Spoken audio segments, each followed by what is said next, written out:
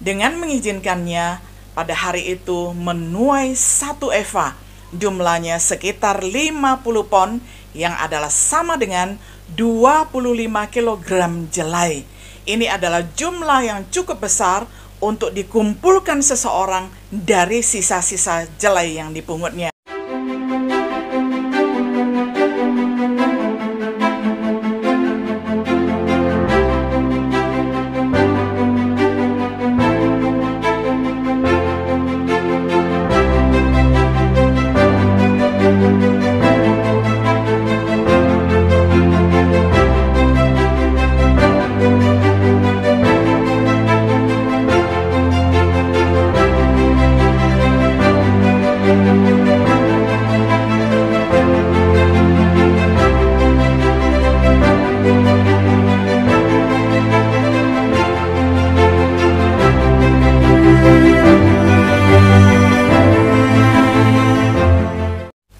Shalom sahabat setia yang dikasih oleh Tuhan. Jumpa kembali di dalam acara Renungan Sahabat Setia. Pada hari ini kita akan melanjutkan seri perenungan dari kitab Rut.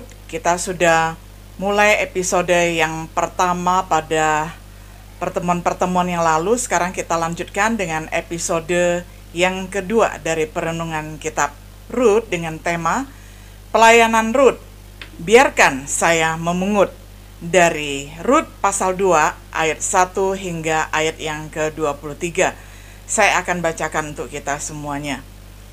Naomi itu mempunyai seorang sanak dari pihak suaminya, seorang yang kaya raya dari kaum Elimelek, namanya Boas. Maka Rut perempuan Moab itu berkata kepada Naomi, "Biarkanlah aku pergi ke ladang memungut bulir-bulir jelai di belakang orang yang murah hati kepadaku." Dan sahut Naomi kepadanya, "Pergilah anakku." Pergilah ia, lalu sampai di ladang dan memungut jelai di belakang penyabit-penyabit.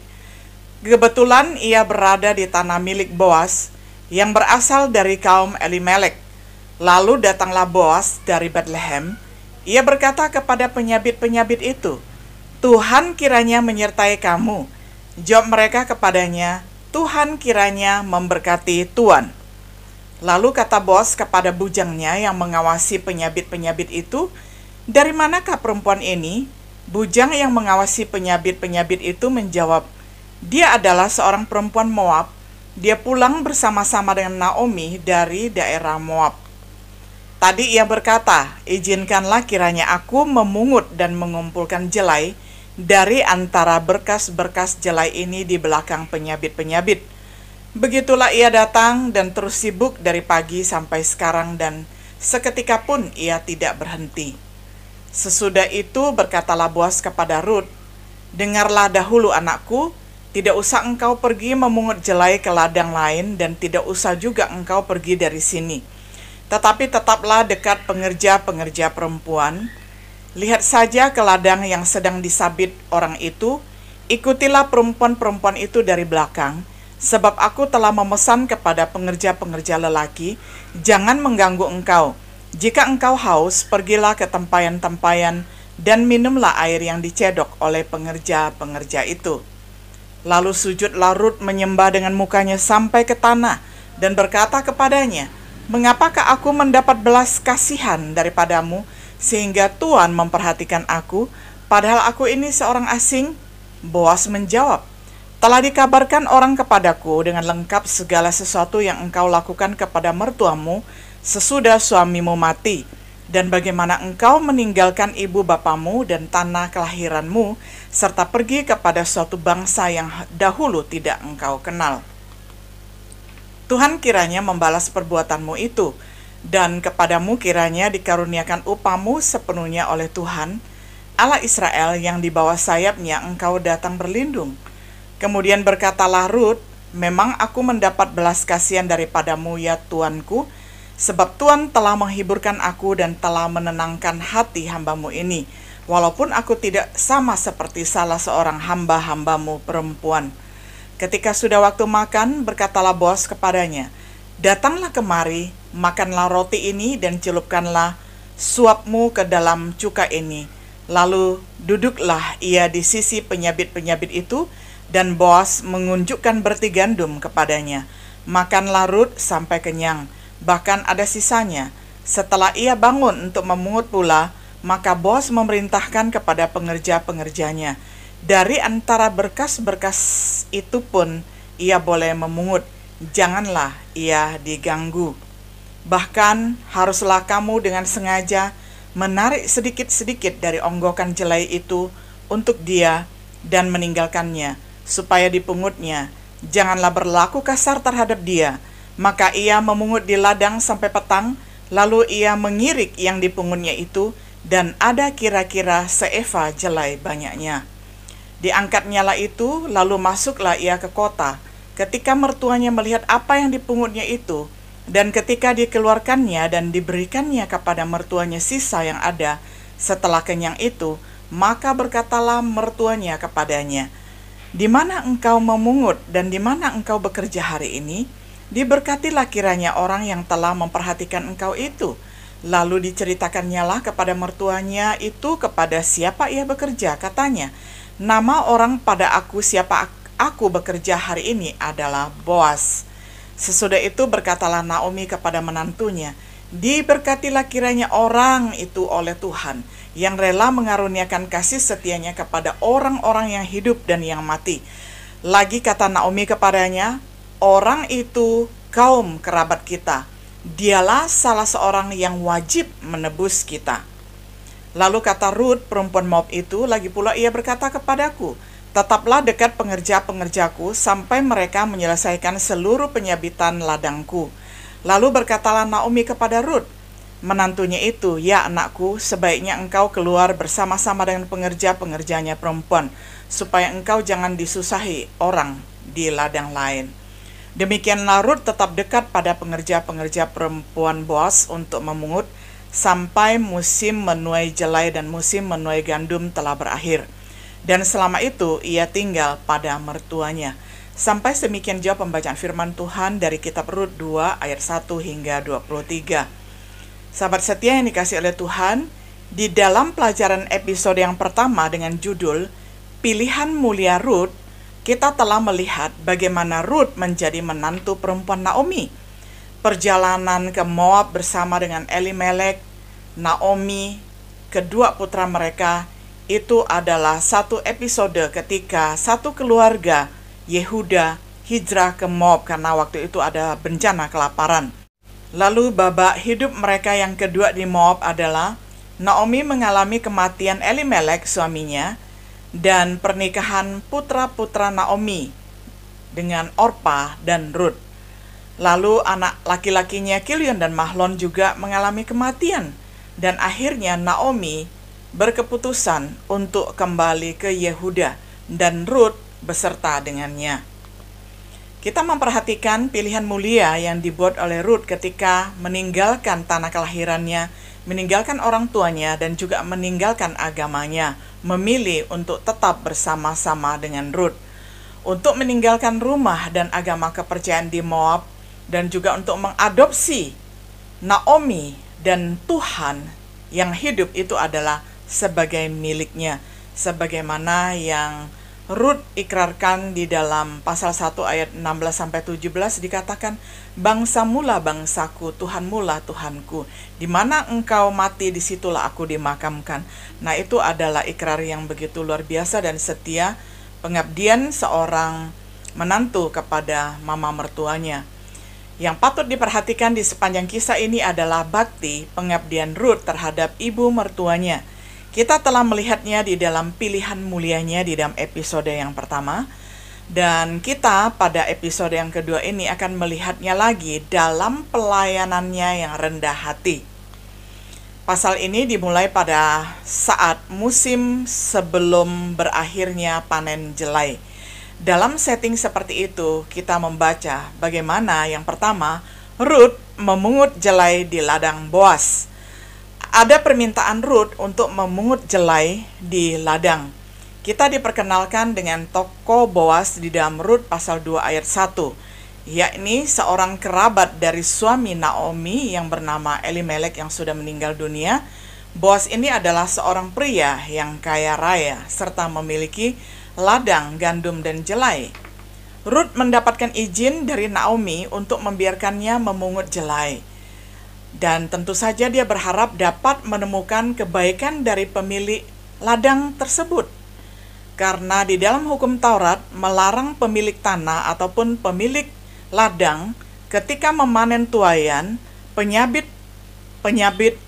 menghabiskan ladangnya habis-habisan ataupun memanen ladangnya habis-habisan harus disisakan. Dengan cara demikian Tuhan menyediakan bagi orang asing, yakni yatim piatu dan janda, agar mereka dapat terpelihara dan tetap dapat makan. Mungkin tidak semua pemilik tanah menghormati undang-undang ini ataupun hukum ini, terutama terhadap orang asing. Kita diingatkan 8 kali di dalam kitab ini bahwa Rut adalah seorang asing, seorang Moab. Rut kebetulan datang ke ladang milik Boas, memetik sisa jelai setelah para penuai ataupun penyabit seperti yang diizinkan oleh hukum. Dia kebetulan datang ke ladang milik Boas.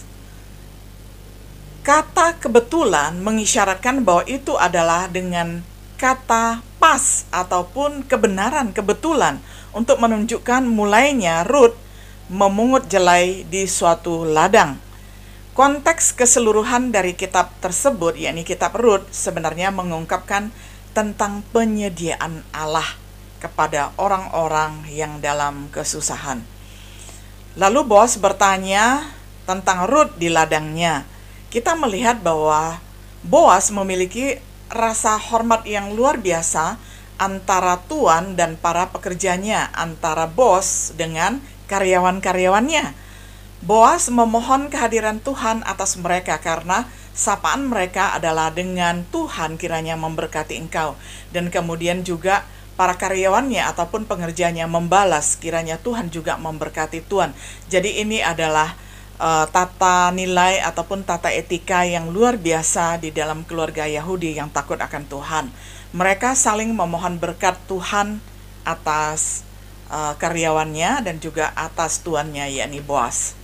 Boas bertanya kepada mandornya ataupun kepada bujang dari pekerja-pekerja itu tentang perempuan asing itu, yang dimaksudkan adalah Rut. Dan kemudian akhirnya diceritakanlah bahwa Rut itu adalah seorang yang berlatar belakang Moab, dan bagaimana hubungannya dengan Naomi adalah sebagai mantu dan mertua. Lalu bujangnya itu juga menceritakan permintaannya untuk memungut jelai dan menceritakan bagaimana Rut sudah bekerja sepanjang hari tiada mengenal lelah. Dengan Boas yang sekarang sadar akan identitas Rut, selanjutnya kita belajar bagaimana yang kedua, Boas menambah kebaikan kepada Rut. Yang pertama, pada awalnya kita melihat bahwa Boas mendorongnya untuk memungut di ladangnya sendiri, jadi jangan pergi ke ladang orang lain. Ini adalah permintaan Boas agar Rut jangan diganggu oleh orang-orang di ladang lain, dan meminta agar Rut tetap bekerja di ladangnya saja. Dan untuk tetap berada di dekat-dekat pengerja perempuannya supaya dia jangan diganggu oleh siapapun. Untuk mengetahui bahwa para pengerja laki-laki tidak mengganggunya, jadi diberikan suatu perlindungan keamanan untuk bekerja dekat-dekat pengerja perempuannya.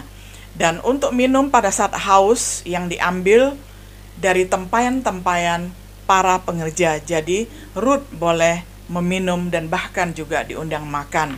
Rut bertanya mengapa dia begitu baik padanya yang adalah orang asing. Boas telah mendengar tentang pengabdiannya kepada Naomi dan memilih bangsanya untuk menjadi bangsanya juga. Boas berdoa agar Tuhan memberkati dia sebagai imbalan yang mencarinya di negeri asing. Jadi Boas mengatakan bahwa dia sudah mendengar ihwal ataupun kisahnya bagaimana Rut mengabdi kepada mertuanya Naomi dan bagaimana sudah menjadikan Tuhan Naomi menjadi Tuhannya juga.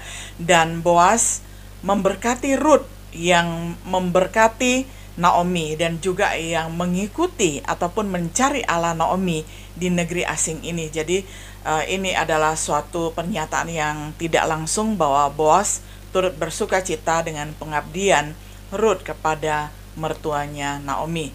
Rut dihibur oleh kebaikannya Boas. Rut berharap untuk terus mendapatkan bantuan selanjutnya untuk kebaikannya terhadap orang yang bukan salah satu dari pengerjanya. Dan Rut merasa identitasnya bahkan tidak sama dengan pengerja perempuannya, tetapi telah mendapatkan kebaikan hati dari sang tuan ladang, yakni Boas. Kebaikan yang terus ditambahkan oleh Boas ditunjukkannya kepada Rut pada waktu makan siang. Boas mengundangnya untuk makan dengan pekerja-pekerja lainnya. Bahkan Boas mengunjukkan bertih gandum, yakni yang sudah dipanggang, untuk dimakannya bersama-sama dengan para pengerja-pengerja lainnya. Boas memerintahkan kepada pengerja-pengerjanya untuk membiarkan Rut memungut bahkan di antara berkas-berkas tanpa diganggu, untuk sengaja menarik sedikit-sedikit dari onggokan jelai untuk dipungut oleh Rut. Jadi ini pesan tuannya kepada pegawainya agar jangan memanen habis jelai yang ada, supaya sisanya itu memang sengaja disisakan untuk Rut, supaya Rut jangan sungkan-sungkan untuk memungutnya. Dengan mengizinkannya, pada hari itu menuai 1 eva, jumlahnya sekitar 50 pon, yang adalah sama dengan 25 kilogram jelai. Ini adalah jumlah yang cukup besar untuk dikumpulkan seseorang dari sisa-sisa jelai yang dipungutnya. Tapi kemudian dia mendapat banyak bantuan dari para pekerja. Di penghujung hari, Rut kembali ke kota. Yang ketiga, kita melihat Naomi menanggapinya dengan sukacita besar. Rut berbagi hasil dengan Naomi. Rut menunjukkan kepada ibu mertuanya apa yang dia peroleh, dan Rut memberi Naomi kelebihan dari jelainya. Naomi bersyukur atas kebaikan Allah.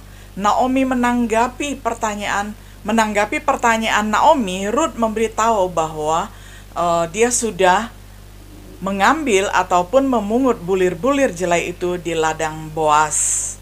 Naomi akhirnya memberkati Boas untuk kebaikan Allah yang telah diberikan kepada orang yang hidup maupun kepada orang yang mati.